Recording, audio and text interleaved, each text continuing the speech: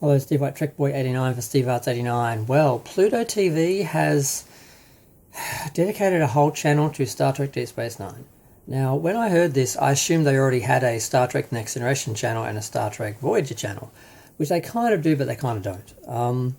They started off with their Star Trek channel, which was just Star Trek shows, and then they created a more Star Trek channel, which I'm guessing, I know now is dedicated to Voyager, and I'm not sure if it started off as the first channel, Star Trek channel, was the original series and Next Generation. Whether it was always just those, I don't know. And they added Voyager as a more Star Trek channel, or whether they had them all on the first channel and then just separated them. I'm not sure how they went. But they have a Deep Space Nine channel, and I just think they should just do, a Voyager channel and a Next Generation channel, and just do it that way so people can watch. Maybe combine the original and Next Generation, because they are related, and there's also not as many original series episodes, but I guess if you did the original series and animated, maybe it could work. But yeah, I don't know, Deep Space Nine is the worst of the Star Trek shows. I know people don't understand when I say that, because the show itself is well written and well acted, but it's the least true to the original vision of Star Trek and the universe that Gene Roddenberry created. The show started off well, but then it eventually turned into a pro-military war series, pro-war series, where the main character basically committed murder and justified it, and is a war criminal, and there's a fairly racist portrayal of the captain, where he's seen often as not as intellectual as, say, Captain Picard, and he's more of a brute, which is a stereotype of black men being not intellectual or intelligent, but just physical. So there's elements of that in the series, which is hard to sort of take 20 years later. Unfortunately, we didn't notice it back in the day because there was a lot more racism. And I just don't like Deep Space Nine. I tried to rewatch it about 10 years ago. I started watching Next Generation for its one of its anniversaries. I can't remember which one. And I thought, I'm going to watch it every week like it was running again. So that way I can have a 7-year marathon and watch the whole show. And I knew that there would be a crossover. I was going to do Deep Space Nine for their anniversary, and they'd cross over. And I could watch them and sort of recreate how they were originally shown.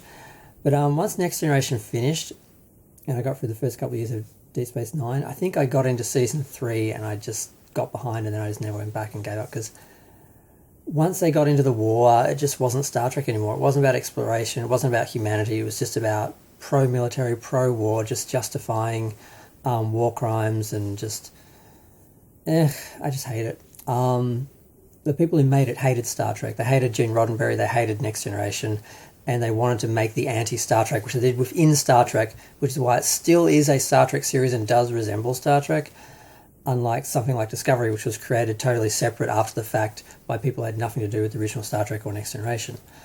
So it's different.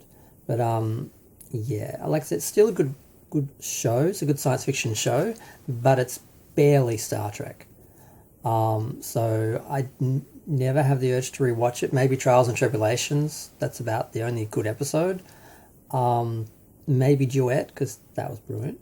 But those would be the only shows I ever think of Deep Space Nine and think of watching. I never think of the show at all. Whereas Next Generation, the original series Voyager, excuse me, I'm always thinking of the episodes and thinking of watching them. And not that I haven't watched Star Trek in years, actually. Discovery kind of ruined Star Trek for me. You can't watch the original Star Trek now and not be reminded of Discovery and so forth. And it's just turned me off Star Trek. I literally haven't watched Star Trek in years. I can't remember the last time I actually watched Star Trek. I think it was for the last anniversary in... oh no, it couldn't have been that far away. That's 10 years. 2016 was the last anniversary, and they showed the original Star Trek in widescreen HD with the full remastered effects, which were done in widescreen and then cropped for the DVD and videos, and shown with the original image cropped and the effects in full widescreen on TV. And that was on every day at like 5 o'clock or something.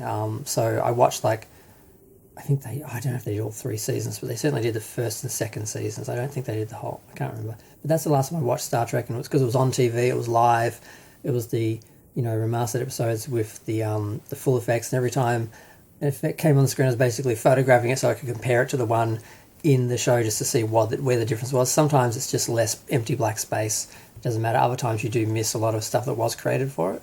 But I'm way off topic now.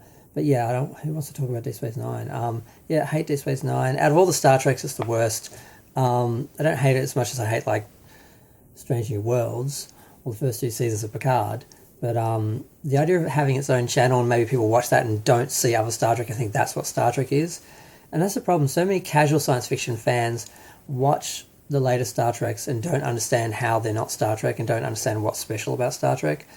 And that's really disappointing and sad. Yeah. So, yeah, I'm just going to file this in the don't want to think about it file and just go on with my life.